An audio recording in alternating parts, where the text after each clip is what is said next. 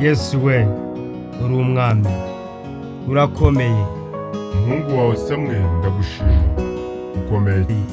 Warigaragaje urandwanirira mu bibazo, uraza ukabana nanjye, iyo bikomeye ndaguhamagara. Amena. Haleluya. Amena. Amena cyane.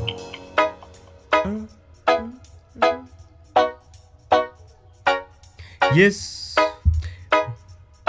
mwami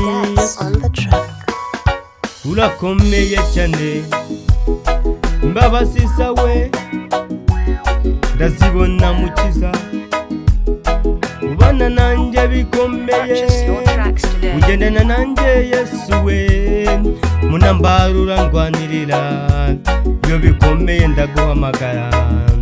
Uri inshuti nziza itagiye mu kantu kuri, aho ndinza guhamya kuko ugera neza.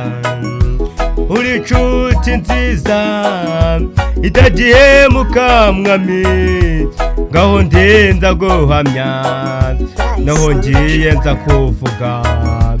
Uri umurengezi mwiza mwami, mu bibazo urarwana, munambara uriyerekana, mukiza ukwirikamba.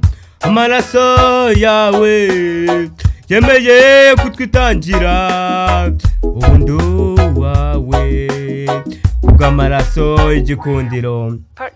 Haleluya mwami, haleluya Kristo, uko niko nza gushima umunsi nageze wawe.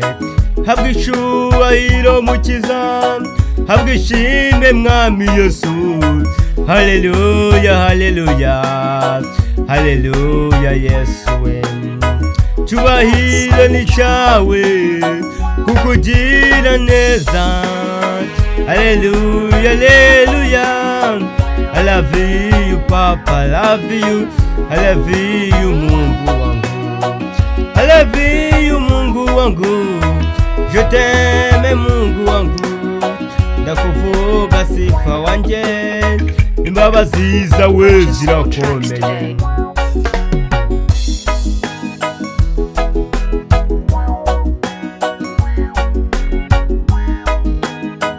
Ndi kumwe nawe mukiza, mbese umubisha yava he?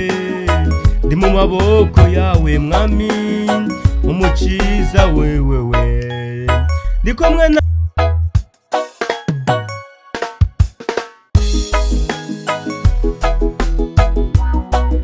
kumwe nawe mukiza, mbese umubisha yava he?